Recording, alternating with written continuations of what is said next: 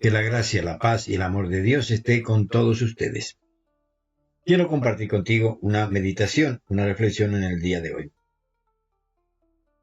Primero, hacerte una pregunta. ¿Qué es la iglesia?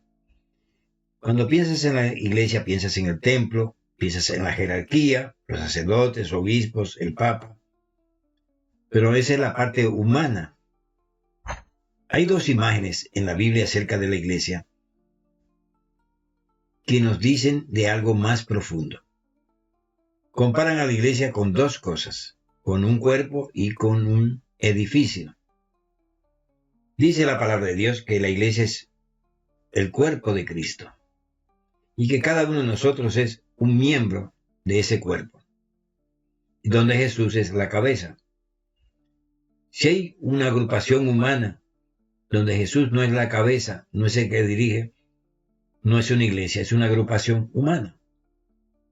También está comparada con un edificio, donde cada uno de nosotros es una piedra, es un ladrillo, y Jesús es la piedra angular, la piedra fundamental.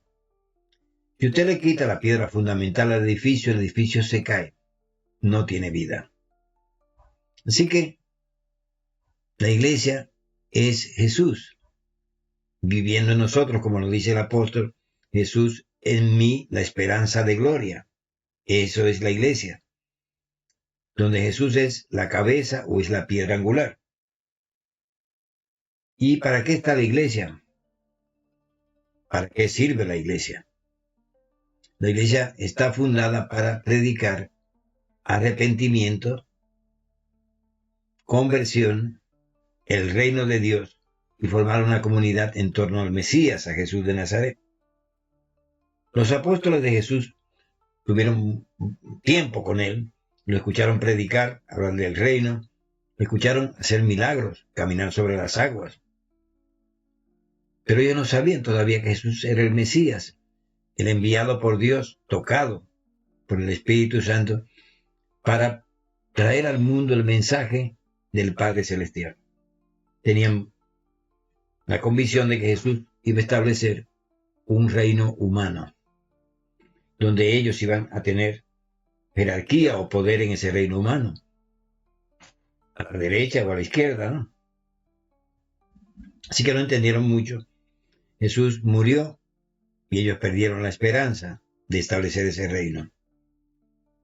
Pero Jesús resucitó y ahora le va a hablar durante 40 días acerca del reino de los cielos. Y le va a decir, no se muevan de Jerusalén hasta que reciban la promesa del Padre que oísteis de mí. ¿Cuál era la promesa del Padre? El Espíritu Santo. Sin el Espíritu Santo tampoco hay iglesia. Jesús es la cabeza, pero, vamos a llamarlo la sangre, la savia de la iglesia es el Espíritu Santo, porque Él es que le revela a la iglesia todo lo que va a ocurrir. También, como dice Jesús, toma de lo mío y se lo da a ustedes. Así que nuestra conexión con Jesús es a través del Espíritu Santo. Y nuestra conexión con el Padre Celestial es a través del Espíritu Santo. Sin el Espíritu Santo no hay iglesia. No hay ese edificio espiritual. No hay ese templo espiritual. No existe ese cuerpo que es la iglesia, donde en un caso Jesús es la piedra angular y en el otro caso es la cabeza la que dirige. Porque Juan bautizó ciertamente con agua, pero ustedes serán bautizados con el Espíritu Santo. El Espíritu Santo. ¿Y qué significa ser bautizado? Sumergido en algo, donde te arrope por fuera y te llene por dentro, donde te conviertas en una vasija en que es no solamente rodeada, sino llena del Espíritu Santo. Si el Espíritu Santo no viene, los apóstoles hubiesen continuado sus vidas normales y quizás no tendríamos ni razón, ni motivo, ni historia de la iglesia de Jesucristo. Pero llegó el día de Pentecostés, 50 días después de la Pascua. Por eso Jesús tuvo 40 días con ellos, vino la ascensión y unos días después, exactamente el día de Pentecostés, se derramó el Espíritu Santo sobre ellos. Recibieron los carismas del Espíritu Santo. Hablaron en nuevas lenguas, aunque este milagro es maravilloso porque es un milagro de audición. Ellos que eran Galileo hablaban el arameo que se hablaba en Galilea, pero las personas que venían de visita de todo el mundo a esta fiesta de Pentecostés en Jerusalén, les escucharon hablar las maravillas de Dios en las lenguas de ellos. Así que hubo un milagro de audición. Ellos hablaban en arameo, típico de los galileos, y la gente lo escuchaba cada uno en su propio idioma. Perdieron el miedo. Pedro pues tomó el discurso y comenzó a hablar a la gente que pensaba que estos estaban un poco borrachos. Y no, esto es el cumplimiento de una promesa, como aparece en el profeta Joel. Recibirán el Espíritu Santo, hablarán otras lenguas, soñarán sueños, tendrán visiones, en esa lluvia temprana que dice el profeta Joel. Hablamos también de una lluvia tardía, con una cosecha nueva también del Espíritu Santo. Y ahí, en este discurso de Pedro, que nos narra el libro de los Hechos, en el capítulo 2, dice: sed salvos de esta perversa generación.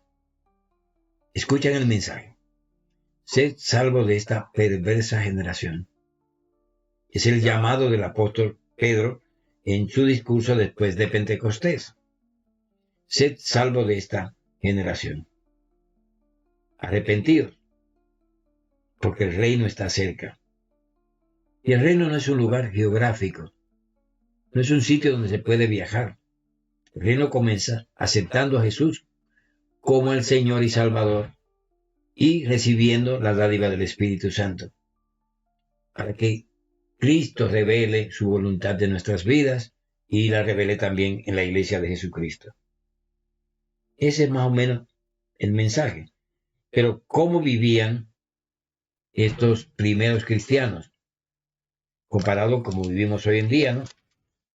Hoy en día pues vamos al templo, estamos en el servicio y luego pues nos vamos a casa y ya está, ¿no?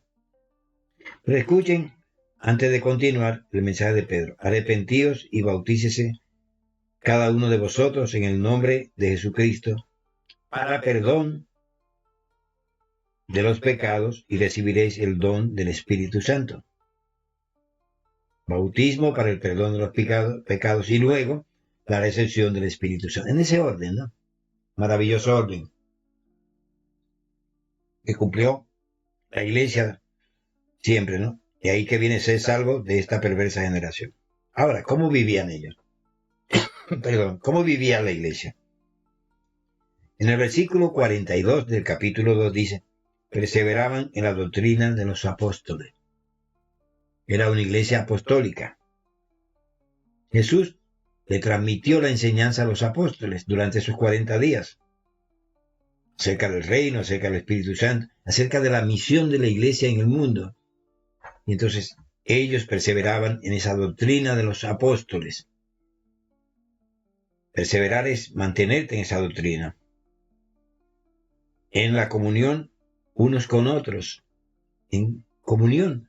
Era una comunidad que se conocía, que compartía, que estaba juntos. Comunión unos con otros en el partimiento del pan, que sí es la Eucaristía, lo que la iglesia de tradición católica llamamos la misa o la Eucaristía, llamaba la fracción del pan, y en las oraciones. Así que la iglesia tenía tres cosas con las cuales vivía, ¿no? Perseveraban en la doctrina, se juntaban para ser enseñados, hoy llamaríamos catequesis, ¿no? Y muchos cristianos no tienen ni idea de cuál es la creencia de su iglesia. Algunos pues la tienen para la primera comunión y la olvidan. Dice que a veces la primera comunión es la puerta de salida. Están ahí, se reciben la primera comunión y no vuelven a participar. Pero no conocen lo que es la fe, no conocen qué es la doctrina apostólica, que la transmitieron a los obispos y los obispos de una generación a otra, y la iglesia es apostólica. El mensaje que predicamos es el mensaje que heredamos de los apóstoles. Si no hacemos eso, pues hemos perdido el rumbo. Los apóstoles se la dieron a los obispos a los padres de la iglesia. Ese es todo vamos a llamar nuestro bagaje, nuestra historia como iglesia. No podemos olvidar la doctrina apostólica, no podemos olvidar lo que la iglesia transmitió durante siglos. Es nuestro ADN como cristianos. No puede olvidar nada de eso. Hoy en día a veces vivimos como que la iglesia desapareció y la estamos fundando cada siglo, ¿no? Y pensamos que en cada época la iglesia es mejor que la pasada porque es nuestra iglesia. Y a veces la renovación, lo que entendemos como renovación, a veces cometemos el error. Renovar no es dar un paso hacia adelante. Dice la Biblia, renuévanos como los tiempos antiguos, que eso significa a no vivir como vivíamos cuando éramos nuevos, cuando recibimos esa fe, cuando tuvimos conocimiento de Jesús. No de manera institucional, sino una relación viva. ¿Cuál es la voluntad del Padre? Que te conozcan a ti, al que tú has enviado, que tengan esa comunión con Jesús. Entonces perseveraban en la doctrina de los apóstoles, en la comunión, en el compartir uno con otro. Así que no era una comunidad que iba y participaba en el culto, luego se iba y no sé, ya no. Esta comunidad tenía una vida de comunidad también fuera del culto, fuera de la Eucaristía, fuera de la liturgia. Eran hermanos y hermanas. En el partimiento del pan, que es aquí la Eucaristía, que es una renovación de un pacto con Jesús. Hagan esto hasta que yo vuelva. Este es el sacramento de nuestra fe. Y luego dice, en el partimiento del pan y en las oraciones. Así que cuando uno mira este modelo de iglesia, ve que era el propósito de Dios que fuera así. Entonces dice la palabra, y Dios iba agregando a la iglesia aquellos que se iban a salvar. Cuando la iglesia es fiel, Dios atrae hacia ellas aquellos que se van a salvar. Como buena administración de la gracia, Dios va haciendo que crezca y se sumen a una iglesia, a la iglesia cuando la iglesia es fiel. La iglesia es Jesús, y sin Jesús no hay iglesia. Y lo que da dinamismo a la iglesia es el Espíritu Santo. Espero que esta reflexión te haya gustado, que medites sobre ella, que la compartas en tus redes, dale un me gusta si te ha gustado, y si no estás inscrito al canal, si no estás suscrito al canal, suscríbete. Quiero dar muchas gracias a Dios por tu vida, pedir que te vaya bien en todos los caminos, que te encuentres con Jesús, que es el dador de la vida, de la paz, que es el que le va a dar sentido también a tu existencia. Y que esa paz que proviene de Dios inunde completamente tu vida y que el Espíritu de Dios toque tu alma y te transforme. Y que si andas por malos caminos, arrepiéntete, bautízate para perdón de los pecados, como es la tradición, pero te necesitas recibir el Espíritu Santo, que te transforme en una nueva criatura y que te vaya formando el Espíritu Santo a través de su fruto, formando en ti la persona de Cristo. Muchas bendiciones, un fuerte abrazo y hasta la próxima, amados y amadas de Dios.